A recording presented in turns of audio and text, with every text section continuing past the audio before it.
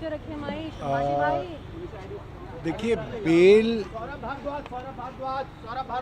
आज अखबारों में छपा है। करीब 40 लोगों को एक्यूज बनाया गया था और मात्र 2 लोग आज जेल में बचे थे, तो बेल तो मिलनी तय थी।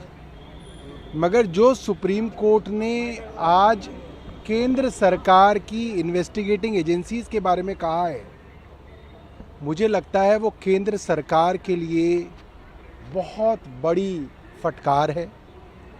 केंद्र सरकार की प्रीमियर एजेंसी को सुप्रीम कोर्ट ने कहा कि जो पिंजरे में तोते की बात सुप्रीम कोर्ट कहता था, वो आज भी सीबीआई और इन्वेस्टिगेटिंग एजेंसी के लिए है।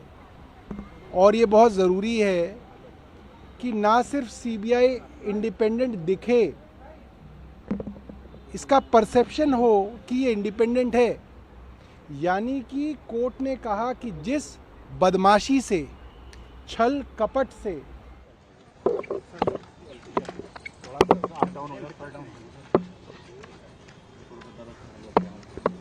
फैसले पर पहली प्रतिक्रिया आपकी। हम सब खुश हैं। हम लोग बहुत देर से इस न्याय की उम्मीद कर रहे थे। आज न्याय हुआ है। आप सच को दबा सकते हो लेकिन मिटा नहीं सकते।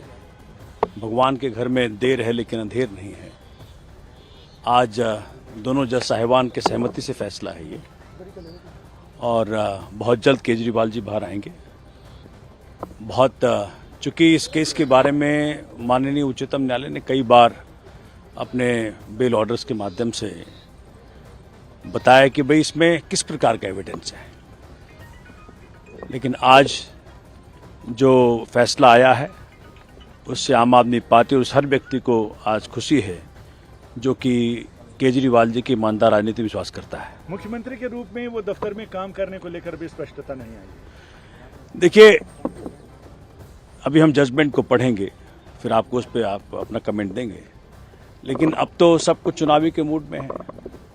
हरियाणा में चुनाव है, दिल्ली में कुछ समय बाद चुनाव है, तो मुझे लगता है कि भगवान ने बहुत सही समय इस न्याय को जनता के समक्ष आने दिया। जब और शंकर आनंद मेरे सहयोगी सर्वोच्च अदालत सुप्रीम कोर्ट के बाहर मौजूद है। शंकर, हम तमाम रिएक्शंस दिखा रहे हैं अपने दर्शकों को। सोमनाथ भारती, सौरभ भारद्वाज और ये सब ये कह रहे हैं कि भगवान के घर देर है, अंधेर नहीं है, और ये उन्होंने सबने कहा है। जरा ये बताइए, सशर्त जमानत मिली है, कौन कौन सी शर्तें लगाई गई हैं, कुछ उस बारे में पता चला? देखिए, जिस तरह से आज सुप्रीम कोर्ट ने इस मामले पर सुप्रीम फैसला सुनाते हुए जिस तरह से मुख्यमंत्री अरविंद केजरीवाल को जमानत दी है ना, निश्चित तौर पर देखिए इस मामले में पहले जो सुनवाई हुई थी उस तमाम सुनवाई के दौरान में कई तमाम जो मसलों पर विस्तार से चर्चा की गई थी। लेकिन आज जस्टिस सूर्यकांत जिस तरह से इस मामले में फैसला सुनाते हुए सबसे पहले जो जिक्र किए सेक्शन 41A के बारे में, और जिस तरह से इस मामले में पहले ही आज उन्होंने सबसे पहले जस्टिस सूर्यकांत ने इस मामले पे कहे कि वो हमने 3 प्रश्न जो महत्वपूर्ण जो सवाल किए थे। क्या गिरफ्तारी में अवैधता थी, यानी कि जो लीगल जो तौर पर क्या वो सही था या नहीं था, उस मसले को ध्यान में रखा गया।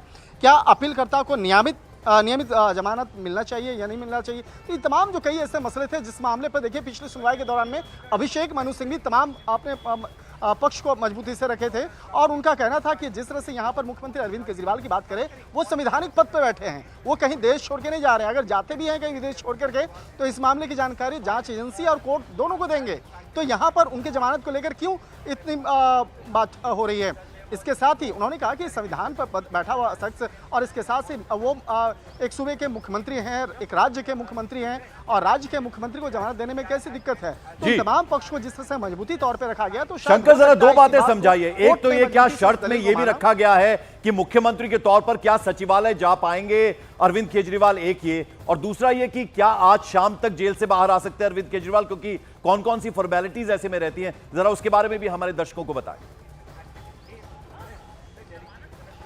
निश्चित तौर पे देखिए, जिस तरह से अगर सबसे पहले प्रोटोकॉल्स की अगर बात करें तो देखिए आज जो इस फैसले की जो कॉपी है वो लिखित तौर पर एक प्रोटोकॉल के तहत सबसे पहले वो तिहाड़ जेल भेजा जाएगा, और तिहाड़ जेल भेजे जाने के बाद वहाँ पर तकरीबन 1.5 से 2 घंटे की औपचारिकताएं होती है, तमाम दस्तावेजी प्रक्रियाएं होती हैं। उसके बाद मुख्यमंत्री अरविंद केजरीवाल वहां से निकल सकते हैं। तो तकरीबन 2 घंटे का वक्त वहां लगेगा। तो एक अनुमान लगाया जा सकता है पंकज की आज शाम तक, बिल्कुल, तो आज शाम तक अरविंद केजरीवाल बाहर आ सकते हैं तिहाड़ जेल से, जैसा कि बता रहे हैं हमारे सहयोगी शंकर आनंद। जावेद, जरा दूसरा हिस्सा दिखाते हैं, तस्वीर का दूसरा पहलू दिखाते हैं, वो है मनीष सिसोदिया के घर के बाहर का, जहां लड्डू बंटने शुरू हो गए, जश्न मनना शुरू हो गया। कौन कौन इस वक्त मनीष सिसोदिया के घर पर मौजूद है जावेद? देखिए विधायक मनीष सिसोदिया के आवास पर विधायक कुलदीप कुमार पहुंचे। एक बार रिएक्शन ले रहे हैं, क्या कहना चाहेंगे? दिल्ली के लोग बहुत बेसब्री से उनका इंतजार कर रहे हैं माननीय मुख्यमंत्री जी का, और दिल्ली के बेटे, दिल्ली के भाई, जिन्होंने दिल्ली के लोगों को तीर्थ यात्रा कराने का काम किया, बुजुर्गों को, जो दिल्ली के लोगों को बिजली पानी किया, उनको षड्यंत्र के तहत जेल जाएंगे। क्या बुजुर्गों को, जो दिल्ली के लोगों को बिजली पानी शिक्षा स्वास्थ्य देने का काम किया, उनको षड्यंत्र के तहत जेल में रखने का काम भारतीय जनता पार्टी ने किया था, और वो सारे षड्यंत्र को हराने का काम माननीय सर्वोच्च हरियाणा जाएंगे प्रचार के लिए? निश्चित रूप से हर जगह जाएंगे, पूरे देश भर में जाएंगे, जहां चुनाव है हर जगह जाएंगे। दिल्ली के लोग बेसब्री से माननीय मुख्यमंत्री जी का इंतजार कर रहे हैं, और वो शाम को उनके बीच में होंगे। तो देखिए बिल्कुल, इस बीच आपको बता दें कि ट्वीट का सिलसिला शुरू हो गया। राघव चड्ढा, न्यूज़ 18 इंडिया चौपाल, एक ऐसा मंच जहां जब जब बात निकलेगी तो सिर्फ दूर तक नहीं बल्कि दुनिया के कोने कोने में जाएगी, क्योंकि इस बार बात होगी भारत के वैश्विक महाशक्ति बनने के लक्ष्य पर। सरकार, समाज, सेलिब्रिटी और स्पोर्ट्स स्टार्स के साथ न्यूज़ 18 इंडिया चौपाल देखिए सिर्फ न्यूज़ 18 इंडिया पर।